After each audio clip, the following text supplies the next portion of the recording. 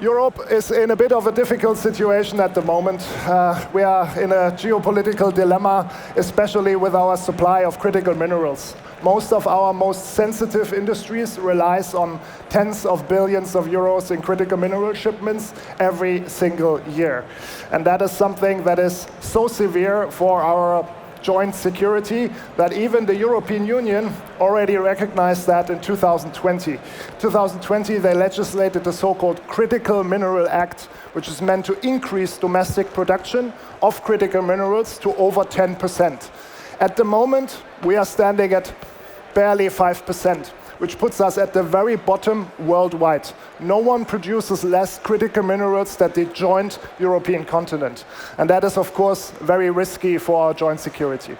And the big question that stays open is, why is that so? Actually, do we have the resources? And in reality, all the resources that have been found out over the past 40 years would in generally cover 35% of the European critical mineral supply. But we are just not mining them, because for over 30 years, politics pretty much didn't want to mine in Europe and outsourced it to everywhere in the world. And there was no funding as well. We didn't spend a lot in finding new resources, so there's no exploration going on in Europe as well.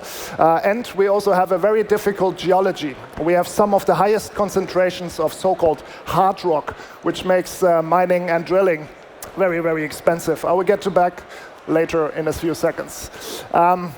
Can the normal industry save us? The legacy mining industry is taking 18 years to develop a new mine, from exploration all the way through licensing to setting up a new mine. On average, it takes 18 years to develop that.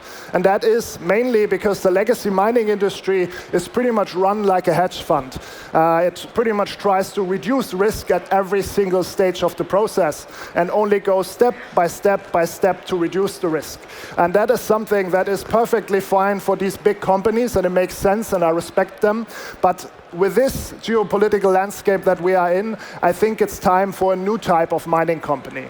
And we call this new type of mining company a tech-enabled mining company that actually runs all of these procedures in parallel, takes way more risk than an average mining operator. It develops the technology in-house so it can deploy it to its own operation. So the mine, in this sense, is the product and not an asset to be managed. And last but not least, it also uses data at every single point of the value chain to enhance the operations. And that's exactly what my co-founders and I did 2 years ago when we started looking into this market. We actually looked at the data. And in reality, the cost factors of mining are pretty chilling. There's one very, very big cost factor that surprised even us when we looked at it, and that is drilling operations. In normal mining projects, in resource extraction projects, be it oil and gas, geothermal, or even mining projects, drilling by itself is 50 to 70% of the total capex. So drilling really, from a data perspective, became our first point of contact to look into. And the traditional drill that is currently being used in order to do all of these drilling operations is based on a physical principle from 120 years ago. It applies mechanical force to remove stone by having pretty much the harder material. Very similar to the drill that you all are using at home as well.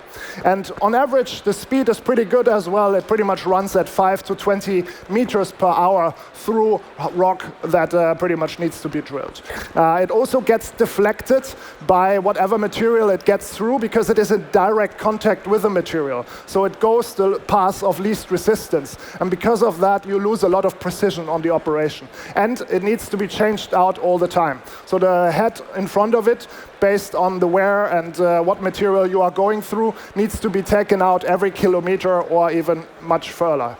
This gets worse if you are getting deeper and in harder material, and especially in the so-called hard rock that famously Europe is having a lot about.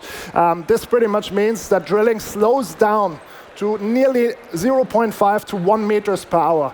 And the wear becomes much worse as well. You need to change the head pretty much every 100 meters. All of that exponentially increasing drilling costs as well. And the precision, of course, the deeper you go, you have even less precision. And all of this makes the need for a new type of drilling system really, really significant. And so over the last 2 years, we have spent a lot of R&D hours to develop the world's first laser drilling system that will go with dramatically increased speed into drilling operations.